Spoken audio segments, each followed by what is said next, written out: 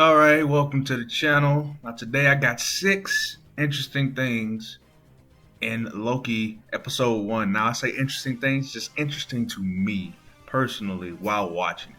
Now, full disclosure, I'm not a comic book reader. This is not someplace, to theorize about future stuff because of information we know from the comics. I'm just a full-blown MCU watcher. And from now on, I personally plan to go into the movies and the TV shows completely blind. I didn't do it for basically the entirety of first, was it 3 phases of the MCU? And, I looked up stuff when I found out about Winter Soldier, Civil War, Infinity War. You looked up all these facts about the comics and what happened in those. And the movies were still extremely entertaining, even though you look those things up. But imagine how entertaining they would have been going in completely blind. So from now on, I'm going in completely blind, and this is just my personal thoughts on the 6 things that I found interesting while watching episode 1. Now, number 1, I found it funny how when Loki landed in Mongolia, wasn't it? The Mongols spoke a different language and he didn't seem to understand it. He did not.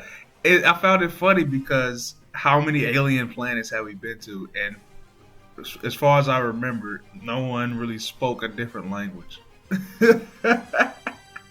So I just found that funny. It was like, really? Earthlings is the only motherfuckers with different languages or something. But that was number 1. Number 2, since the Avengers lost upwards of 14 million times 14,605,000 against Thanos, so our current timeline after Endgame is surely everyone must be a variant, right? If Thanos is supposed to win upwards of 14 million times, our current timeline is like oddity. More, but since there was a chance of them winning, they're not considered a variant because there was the chance that they can win, and they made it happen. Doesn't 100% make sense, but we're gonna go with it. But they did. They did confirm later in the episode when Loki went to trial. Well, I guess towards the beginning of the episode, that what the Avengers did was supposed to happen, but Loki getting the Tesseract wasn't. It's a bit odd that them going back in time to stop Thanos was supposed to happen, but there's 14 million plus possibilities where it didn't happen. But Loki grabbing the Tesseract and escaping was not supposed to happen. It's a bit odd there. That's just a odd fact. Let me know in the comments if there was something I missed. Number 3, fact that I found interesting. Fucking Owen Wilson. I had no idea Owen Wilson was on the show. Like I said, I looked up nothing. And fucking Shanghai Knights. Those who don't know. Shanghai Knights, come on now. I Spy, come on now. Fucking Owen Wilson, I was excited to see him in the fucking episode. Glad to see him. Hopefully he sticks around. I haven't seen Owen in so fucking long. Anyway, that was number 3. Number 4, I found it interesting that Loki, seeing that the Infinity Stones were useless and seen as nothing in this space, it changed his perspective on what he wanted to do, because the Infinity Stones was his goal the entire time, and he saw like Thanos and whatnot seeking after them. There was like the ultimate power, right? And seeing them useless in this space really changed his perspective, and honestly mine as well. And it makes me excited for the future of the MCU. Oh, and it also makes me think it's possible that Loki might fake to cooperate with these guys just to find out shit, this is something more powerful than the fucking Infinity Stone. So I have to find out. He has to find out. So maybe he pretends to work with them just to find that out. Number five fact that I found interesting was I thought it was a good scene that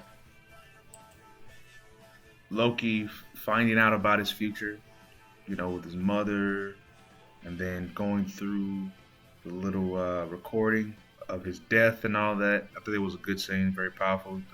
Shout out to the acting of the actor of Loki. I should know his name, but I'm sorry, I don't. I, off the top of my head, I don't. I know his name. If somebody would have says it, I would know it. But for the life of me, right now in this recording, I can't remember his name. But that was a good, powerful scene. Shout out to him.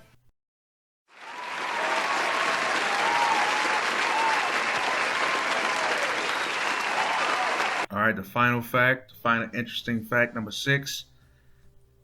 At the end of the episode, Owen tells, I'm going to call him Owen, tells Loki that the variant they are chasing is him, is Loki.